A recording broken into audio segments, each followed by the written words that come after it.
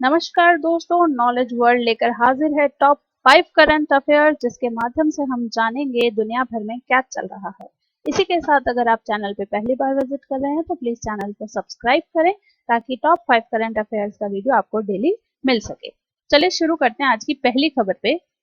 भारत के नए चुनाव आयुक्त के रूप में राजीव कुमार ने पदभार ग्रहण कर लिया है। उन्हें अशोक लवासा के स्थान पर चुनाव आयुक्त बनाया गया है। जी हाँ, हमारे इलेक्शन कमिश्नर जो हैं, नए इलेक्शन कमिश्नर बने हैं राजीव कुमार जी, जिन्होंने अशोक लवासा जी का स्थान ग्रहण करा है। अशोक लवासा जी एशियन डेवलपमेंट बैंक के उपाध्यक्ष नियुक्त किए गए हैं। वह पैनल में शामिल होने वाले तीसरे सदस्य हैं। राजीव कुमार जी पैनल में शामिल होने वाले तीसरे सदस्य हैं जिन्होंने अशोक लवासा जी का स्थान ग्रहण किया है, और अशोक लवासा जी को उपाध्यक्ष नियुक्त कर दिया गया है एशियन डेवलपमेंट बैंक का। हमारे राष्ट्रपति रामनाथ कोविंद जी द्वारा 21 अगस्त को जो है हमारे नए इलेक्शन कमिश्नर की नियुक्ति कर दी गई थी, अपॉइंट कर दिया गया था राजीव कुमार जी को, और 1 सितंबर को उन्होंने अपना पदभार ग्रहण कर लिया है। अब बात करें राजीव कुमार जी की, तो राजीव कुमार जी जो हैं झारखंड कैडर के जो हैं आईएएस ऑफिसर हैं, 9 बैच 1984। हमारे इलेक्शन कमिश्नर जो भी नए नियुक्त हुए हैं वो है राजीव कुमार जी, और हमारे चीफ इलेक्शन कमिश्नर जो है वो है सुनील अरोड़ा जी। अब बात करते हैं इलेक्शन कमीशन ऑफ इंडिया की। इलेक्शन कमीशन जो इंडिया की है वो एक संवैधानिक बॉडी है, यानी कॉन्स्टिट्यूशनल बॉडी है, जो भारत में राष्ट्रीय और राज्य में चुनाव प्रक्रियाओं को संचालन करने के लिए जिम्मेदार है।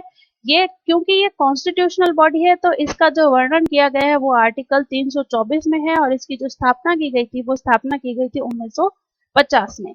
इलेक्शन कमिश्नर ऑफ इंडिया जो है 3 मेंबर से मिलकर बना है। इसमें 3 मेंबर बॉडी होती है, जिसमें एक होता है चीफ इलेक्शन कमिश्नर और 2 होते हैं इलेक्शन कमिश्नर्स। तो चीफ इलेक्शन कमिश्नर है सुनील अरोड़ा जी, और 2 जो इलेक्शन कमिश्नर हैं उसमें एक जो है सुशील चंद्रा और दूसरे जो हैं वो हैं राजीव कुमार जी, जो हाल ही में अपॉइंट किए गए हैं।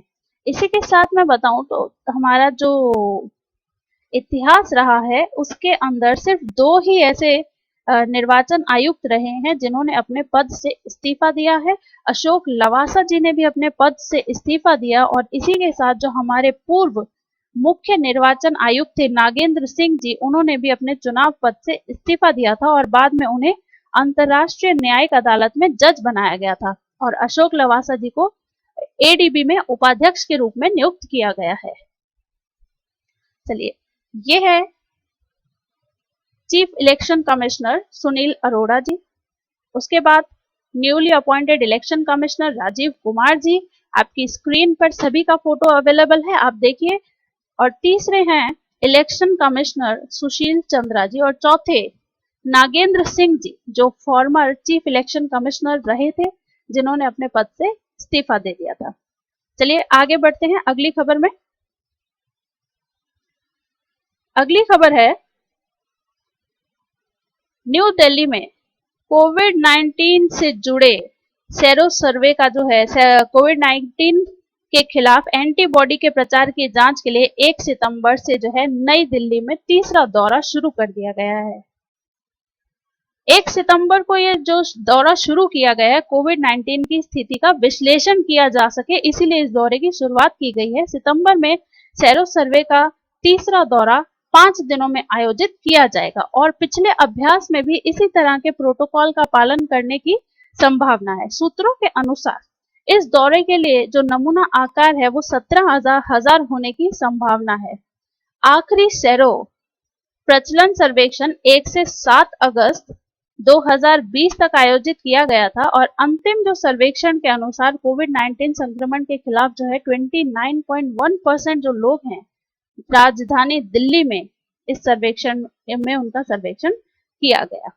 तो पहला जो सेरो सर्वे हुआ था दिल्ली में वो हुआ था 27 जून से लेकर 10 जुलाई तक, और दूसरा सर्वेक्षण जो हुआ था वो हुआ था नई दिल्ली में 1 अगस्त से लेकर 7 अगस्त तक। अब ये सर्वेक्षण करता कौन है? ये सर्वेक्षण करवाया जाता है national centre for disease control NCDC के द्वारा। कोविड-19 महामारी के बीच अगले सवाल में कोविड-19 महामारी के बीच जो है संसद का मॉनसून सेशन प्रारंभ करने की बात कही गई है। कोविड-19 महामारी के बीच में संसद का मॉनसून जो सत्र है वो 14 सितंबर से 1 अक्टूबर तक आयोजित किया जाएगा। सत्र सामाजिक सुरक्षा और मास्क पहनने सहित स्वास्थ्य सुरक्षा मानदंडों के साथ सख्त पालन के साथ आयोजित किया जाएगा।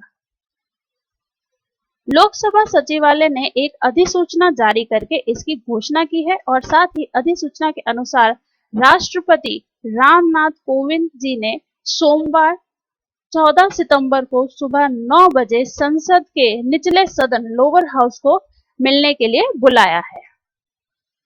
संसदीय मामलों की मंत्रिमंडलीय समिति ने पहले संसद के मॉनसून सत्र को 14 सितंबर से 1 अक्टूबर तक आयोजित करने की सिफारिश की थी और यह केंद्रीय सदन के दोनों सदस्यों के दैनिक आधार पर 4-4 घंटे की 2-2 पारियों में बुलाने का प्रस्ताव था। यानी कि पहली पारी में लोकसभा को बुलाया जाएगा, यानी सुबह की पारी में सुबह में लोकसभा कार्य करेगी और दोपहर बाद जो पारी है उसमें जो है 4-4 घंटे के 4-4 घंटे के लिए दोनों सदनों को बुलाया जाएगा एक एक करके। मॉनसून सेशन का मतलब है कि जो पार्लियामेंट की 18 जो कंटिन्यूअसली जो बैठक होगी उसमें कोई भी ब्रेक नहीं होगा और कोई भी बीच में आपको हॉलीडे यानी संसद जितने भी हैं सदस्य उनको कोई भी हॉलीडे नहीं दिया जाएगा। चलिए आगे बात करते हैं अगले सवाल में। देखिए CSIR CMERI ने पश्चिम बंगाल के दुर्गापुर में अपनी आवासीय कॉलोनी में दुनिया का सबसे बड़ा सौर वृक्ष स्थापित किया है। सौर वृक्ष स्थापित की जो क्षमता है वो है 11.5 किलो वाट पावर से अधिक की है। इसकी जो पावर क्षमता है कैपेसिटी है वो 11.5 किलो वाट पावर की कैपेसिटी है और इस पैनल में जो है 25 सोलर पीवी पैनल जो है प्रत्येक ट्री में जो है इंस्टॉल किए गए हैं जिसकी कैपेसिटी है 330 वाट पावर ईच।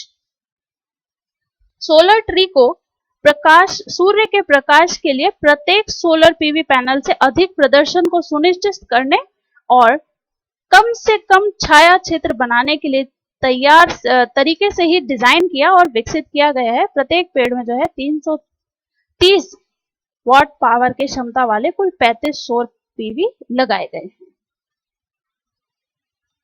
CSIR ने सोलर ट्री विकसित किया है। इसके अलावा दुनिया का सबसे बड़ा सोलर ट्री भी है। विभिन्न साइटों पर आवेदन के लिए कुछ अनुकूल योग्य विशेषताएं हैं।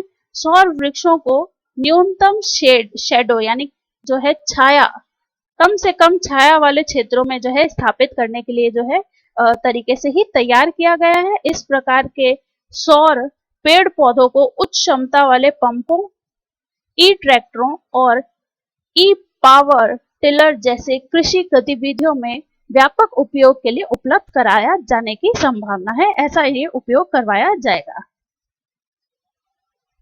अगले बढ़ते हैं अगले सवाल की ओर और अगला जो सवाल है गगनयान अंतरिक्ष यात्रियों के लिए मिशन अल्फा जैसे उपकरणों के लिए चर्चा में है फ्रांस और भारत। फ्रांस और भारत के बीच में चर्चा की जा रही है गगनयान अंतरिक्ष यात्रियों के लिए मिशन अल्फा जैसे उपकरणों की, यानी गगनयान मिशन अल्फा जैसे उपकरणों की मांग की जा रही है। फ्रांस और इंडिया के बीच में इस बारे में जो है डिस्कशन किया जा रहा है।